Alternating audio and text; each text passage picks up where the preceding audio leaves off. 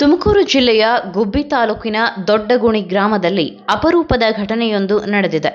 ನವಿಲನ್ನ ಬೇಟೆಯಾಡಲು ಬಂದ ಚಿರತೆ ತೋಟದ ಬಾವಿಗೆ ಬಿದ್ದಿದೆ.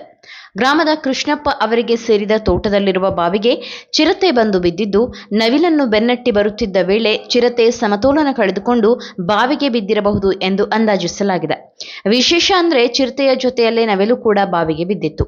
ಘಟನೆಯ ಮಾಹಿತಿ ತಿಳಿಯುತ್ತಿದ್ದಂತೆ ಅರಣ್ಯ ಇಲಾಖೆ ಸಿಬ್ಬಂದಿ ತಕ್ಷಣವೇ ಸ್ಥಳಕ್ಕೆ ದೌಡಾಯಿಸಿ ರಕ್ಷಣಾ ಕಾರ್ಯಾಚರಣೆ ಆರಂಭಿಸಿದ್ರು. ಬಾವಿಯೊಳಗೆ ಏಣಿ ಇಳಿಸಿ ಚಿರತೆಯನ್ನ ಸುರಕ್ಷಿತವಾಗಿ ಮೇಲಕ್ಕೆ ಬರಲು ಅವಕಾಶ ಮಾಡಿಕೊಟ್ಟರು.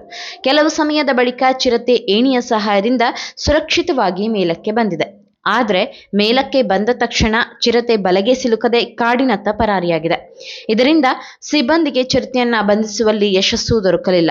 ಚಿರತೆಯ ಬಾಯಿಂದ ತಪ್ಪಿಸಿಕೊಳ್ಳುವ ಭರದಲ್ಲಿ ಬಾವಿಗೆ ಬಿದ್ದಿದ್ದ ನವಿಲನ್ನ ಕೂಡ ಸಂರಕ್ಷಿಸಲಾಗಿದೆ. ಒಟ್ಟಾರೆಯಾಗಿ ಚಿರತೆ ಮತ್ತು ನವಿಲು ಎರಡೂ ಸುರಕ್ಷಿತವಾಗಿ ಕಾಡು ಸೇರಿದೆ.